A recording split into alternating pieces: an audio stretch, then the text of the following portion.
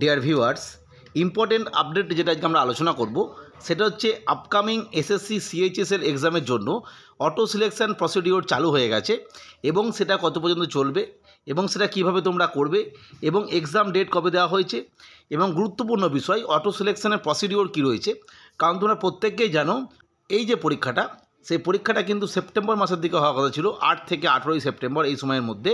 কিন্তু পরবর্তী ক্ষেত্রে বিভিন্ন সমস্যা এবং তোমরা প্রত্যেকের জন্য এক্সাম সেন্টার সমস্যা, এই সমস্ত বিষয়ের জন্য এসএসসি প্রথমবারের জন্য এই অটো সিলেকশন যে প্রসিডিওর সেটা নিয়ে এলো। আজকে আমরা ডিটেলস তথ্যটা দেখে নেব।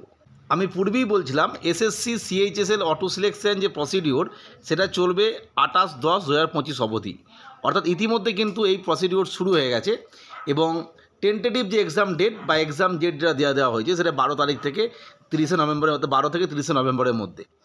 যেভাবে তোমরা এসএসসি সিএইচএসএল এক্সামের জন্য অটো সিলেকশন প্রসিডিওরটা চালু করবে সেটা যে প্রথমেই যেটা এসএসসির মেন ওয়েবসাইট ssc.gov.in যাবে এবং লগ ইন করার পর মাই অ্যাপ্লিকেশান এবং সেখানে অবশ্যই রেজিস্ট্রেশন নাম্বার এবং যে পাসওয়ার্ড সেটা দিয়ে এরপরে সিলেক্ট করতে হবে কি choose city, exam date and shift, তিনটেই কিন্তু চুজ করতে পারবে। চুজ করার পর অবশ্যই প্রেফার দিতে হবে এক্সাম ডেট এবং শিফট, এটা প্রেফার, এবং তারপরে চুজ ইওর এক্সাম সিটি, অর্থাৎ এক্সাম সিটি কিন্তু চুজ করতে হবে এবং এটা হয়ে যাওয়ার পর এটা ভ্যালিডেট হবে।